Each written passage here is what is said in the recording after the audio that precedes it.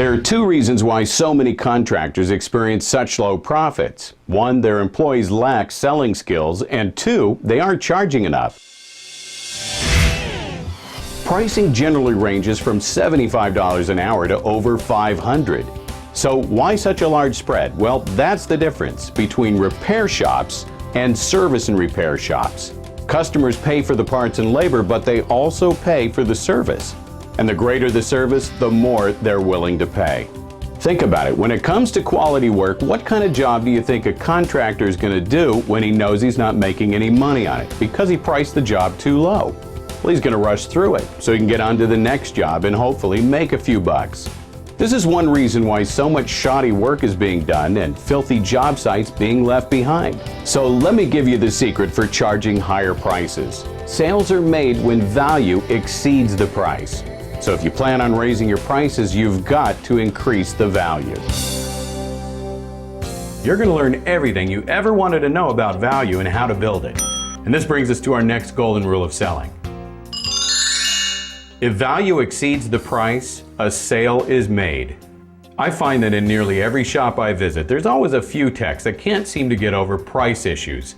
And because of it, their numbers are generally very low. Now, it's critical to your success that you completely understand this rule. So let's take a look at price versus value. This is the price versus value balance scale. The left container is the price concerns bucket, and the right one is the value bucket.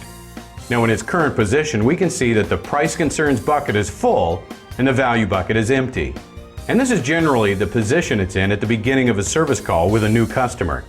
Understand that price concerns feed buyer resistance, and the more the value bucket is filled, the less hesitation or buying resistance our customers will have.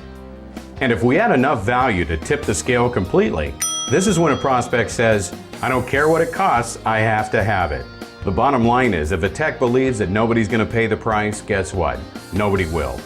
It's a known fact that our thoughts transform into reality. The simple truth is we are our biggest enemies.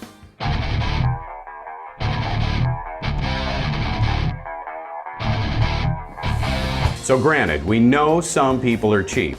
They're rare, but there are a few of them out there. But it's not up to you to determine who's cheap and who isn't. And this brings us to our next golden rule of sales. If you don't build enough value, everyone will appear cheap. Now, one of the most common success killers for companies and techs alike, something that runs rampant in this industry, is price cutting. The number one reason why price cutting is so common is because most techs don't have the skills they need to close sales, so they cut prices for the easy win. Unfortunately, the only person who wins is the customer. Both the tech and the company lose.